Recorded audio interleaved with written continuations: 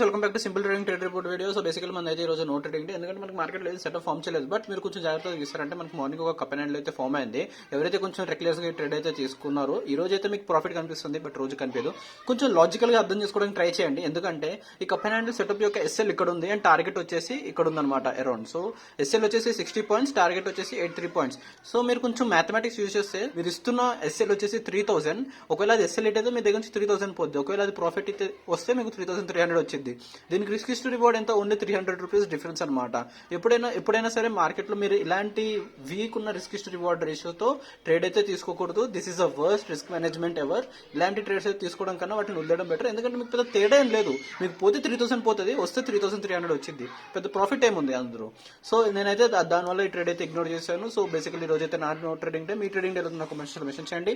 And ఇప్పుడు దాకా మీ channel ని సబ్స్క్రైబ్ చెప్తే వెంటనే సబ్స్క్రైబ్ చేసి మీ ఫ్రెండ్స్ తో షేర్ చేయండి. నెక్స్ట్ సెషన్ చూద్దాం. బై.